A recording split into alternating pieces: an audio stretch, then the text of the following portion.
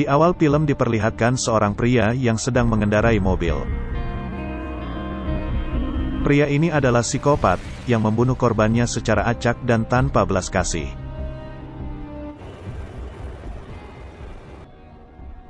Modus psikopat atau kita panggil saja si iblis ini membunuh korbannya dengan berpura-pura menabrakkan mobilnya dari arah belakang. Dan ketika si korban turun, si iblis langsung menghabisi korban itu dengan kejam.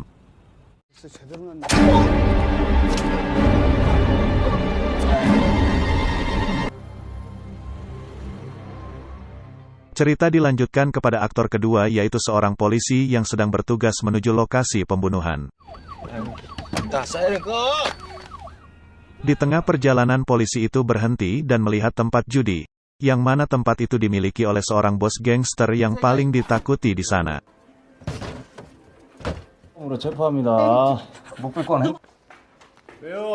Dengan badan kekar dan dipenuhi tato bos gangster terlihat seram. Ditambah dengan banyaknya anak buah yang tunduk padanya.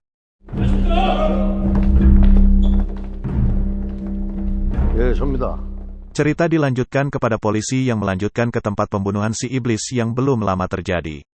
Dan dia memeriksa keadaan korban.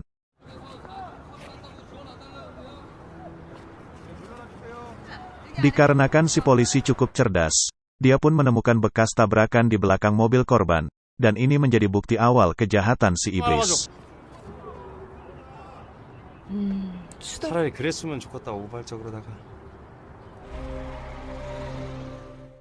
Di saat bos gangster pulang usai bertemu lawan bisnisnya, dia meminta kepada ajudannya untuk dia pulang sendiri tanpa kawalan. Dan di sana pula si iblis yang tidak mengetahui siapa targetnya mulai melancarkan aksinya dengan menabrakkan mobilnya dari arah belakang. Namun kali ini si iblis salah sasaran.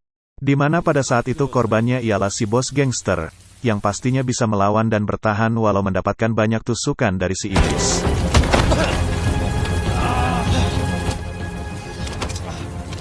Dan akhirnya si iblis pun kewalahan dan kabur dengan luka tusukan yang ada di dada si iblis.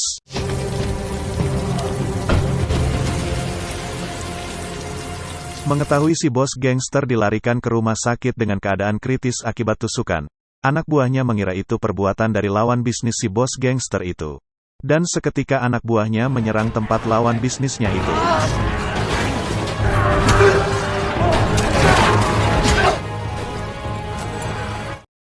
Sementara itu si iblis yang masih belum kapok walaupun dia terkena tusukan akibat nekat melawan bos gangster, si iblis tetap melanjutkan aksinya membunuh orang secara acak.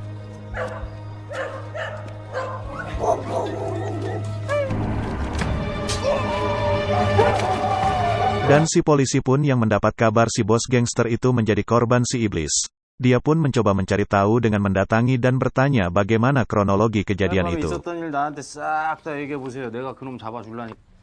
Namun si bos gangster itu merasa gengsi dan ingin menghabisi si iblis dengan caranya sendiri dan tidak memberi informasi kepada polisi itu. Terjadilah persaingan antara polisi dengan gangster untuk siapa yang lebih cepat menemukan si iblis. Si polisi pun penasaran dengan mencoba melihat mobil bos gangster dan dia pun melihat ada bekas tabrakan di belakang mobil, yang bisa disimpulkan pelakunya adalah orang yang sama. Sementara itu si bos gangster mencari pelukis sketsa yang handal hingga ia mendapatkan sketsa wajah si iblis dengan amat jelas. Namun dari kejadian itu reputasi si bos gangster itu menjadi pudar, dan mengakibatkan investor-investor membatalkan kerjasamanya dengan si bos gangster. Dari sana pula si bos gangster tidak sabar agar bisa menghabisi si iblis dengan memerintahkan anak buahnya untuk mencari si iblis. Dan anak buahnya pun berhasil menemukan mobil dan pisau yang terjatuh di saat si iblis usai melancarkan aksinya.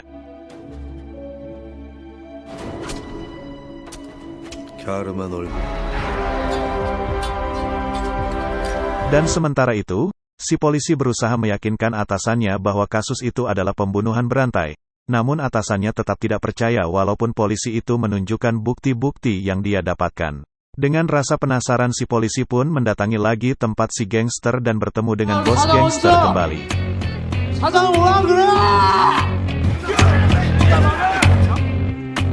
Dari sanalah terjadi kesepakatan untuk bekerja sama.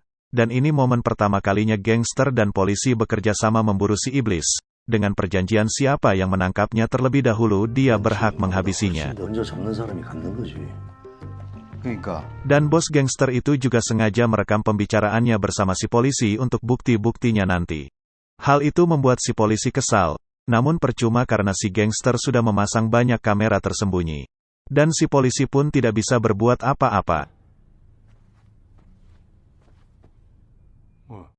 Dengan bermodal sketsa wajah dan mobil si iblis yang diberikan bos gangster itu, si polisi langsung mengatur rencana dengan anggotanya untuk segera memeriksa dan mencari tahu lebih dalam tentang si iblis.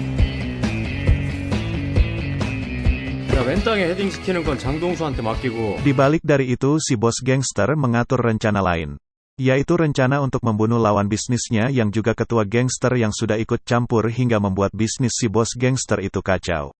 Membunuh dengan cara menyuruh anak buahnya menusuk si lawan bisnisnya itu dengan pisau yang digunakan si iblis. Hal itu membuat kasus pembunuhan itu juga menjadi pembunuhan yang dikaitkan pembunuhan berantai. Dan ketika si polisi mengetahui dari rekan kepolisiannya di bagian forensik mengatakan, pembunuhan itu sama dikarenakan ditemukan DNA yang sama di pisau yang digunakan itu. Si polisi pun kesal dan mencari si bos gangster. Dan terjadilah perkelahian di antara mereka, yang pastinya itu dimenangkan oleh si bos gangster. Dikarenakan semua sudah terlanjur, si polisi pun tak bisa berbuat apa-apa dan hanya bisa fokus menangkap si iblis. Berita pembunuhan berantai itu pun menjadi pusat pemberitaan di berbagai kota dan membuat tim kepolisian dari luar mengirim bantuan. Hal itu mengakibatkan reputasi si polisi terancam dikarenakan tidak bisa menyelesaikan kasus pembunuhan itu. Dan si iblis yang melihat berita di siaran TV itu spontan mengatakan kalau itu bukan dia. Si bos gangster itu pun datang ke tempat si lawan bisnisnya yang dibunuh, seolah-olah tidak pernah terjadi apa-apa. Dan tanpa disadari, si iblis juga berada di sana. Si iblis pun menghampiri ajudan gangster yang terbunuh dan memberikan surat yang bertuliskan, seorang telah menggunakan pisauku untuk membunuh. Si iblis pun pulang dan melanjutkan aksinya yang keji itu dengan membunuh secara acak. Cerita dilanjutkan di saat si polisi dan bos gangster itu sedang bersama-sama memeriksa mobil si iblis. Dan hal yang tak terduga pun terjadi. Mereka diserang oleh anak buah lawan bisnisnya yang telah mengetahui siapa pembunuh bosnya itu. Penyerangan pun terjadi cukup sengit, yang hingga akhirnya perkelahian itu dimenangkan oleh si bos gangster dan polisi. Dan di sana ada momen di mana polisi tak sengaja menusuk lawannya hingga membuat lawannya tewas. Dan itu membuat si polisi ketakutan karena merasa dia telah membunuhnya. Namun semua permasalahan itu bisa ditangani oleh si bos gangster dengan menutupi semuanya secara rapih. Singkat cerita si polisi pun mengetahui identitas si iblis, dan polisi mencoba menyuruh istri dari si iblis itu untuk mencoba menghubungi si iblis. Namun si iblis tidak mudah untuk dijebak. Dia mengetahui bahwa itu jebakan, hingga terjadilah kejar mengejar antara si polisi dan si iblis, yang hasilnya si iblis berhasil meloloskan diri dari kejaran. Namun si polisi berhasil menemukan sidik jari yang ditemukan di mobil si iblis, yang pastinya membantu dalam mempermudah penangkapan si iblis. Hingga akhirnya si polisi pun berhasil menemukan foto yang sangat sesuai dengan sketsa yang diberikan bos gangster itu. Dan si polisi pun mengirimi hasil rekaman suara si iblis kepada si bos gangster yang membuat mereka bertambah semangat untuk menangkap si iblis. Lalu mereka pun bergabung dan mengatur rencana. Dan si bos gangster pun menggerahkan semua anak buahnya untuk membantu pencarian si iblis itu. Dan inilah momen di mana polisi dan gangster berjalan bersama anggota dan anak buahnya memburu si iblis. Singkat cerita di saat si bos gangster sedang menunggu si polisi di pinggir jalan dan sedang hujan, ada anak sekolah yang sedang menunggu bis dengan kehujanan. Bos gangster melihat itu langsung memberikan payung yang ia gunakan kepada anak sekolah itu. Namun tak disadari si iblis berada di dalam mobil yang sama dengan anak sekolah itu. Dan pada saat mereka minum bersama, Mereka melihat berita yang mengabarkan telah terjadi pembunuhan sadis kepada anak sekolah yang di mana anak itu adalah anak yang tadi diberi payung oleh si bos gangster itu. Mereka pun geram dan langsung mencari si iblis di sekitaran lokasi pembunuhan itu. Bos gangster dan polisi pun mencari ke sudut-sudut tempat dengan semua anak buahnya. Dan hingga akhirnya didapatkanlah tempat persinggahan si iblis. Namun si iblis tidak ada di tempat. Lalu mereka pun mengatur rencana untuk menjebak si iblis ketika dia sampai. Dan ketika si iblis muncul, mereka bersama-sama menangkap si iblis. Namun si iblis cukup pintar, dia mengetahui bahwa dia sedang diintai. Hingga si iblis mencoba meloloskan diri. Terjadilah kejar-kejaran hingga membuat mobil mereka bertiga bertabrakan.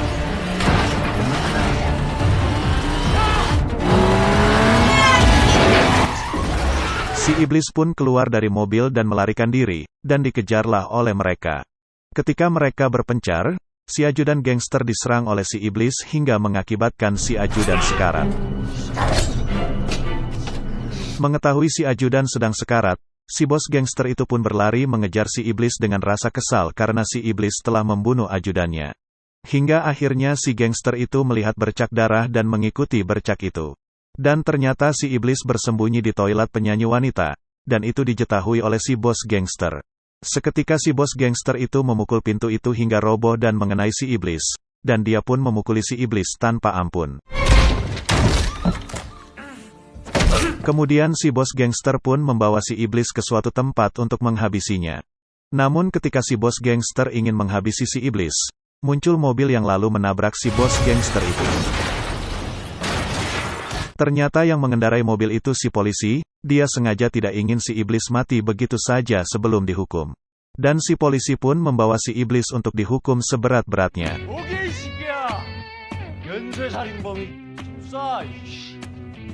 Dan saat persidangan si iblis tidak mengakui perbuatan kejinya itu. Dikarenakan tidak ada saksi yang kuat. Lalu muncullah si bos gangster untuk bersaksi atas perbuatan keji si iblis itu. Agar si iblis mendapatkan hukuman seberat-beratnya.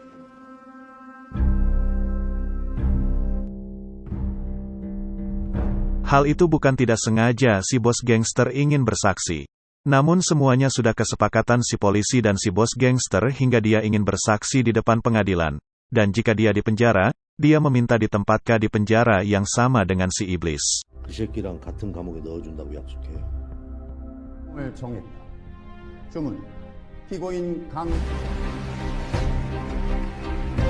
Dan tibalah saatnya si bos gangster tiba di penjara yang sama dengan si iblis. Hal itu membuat si iblis kaget.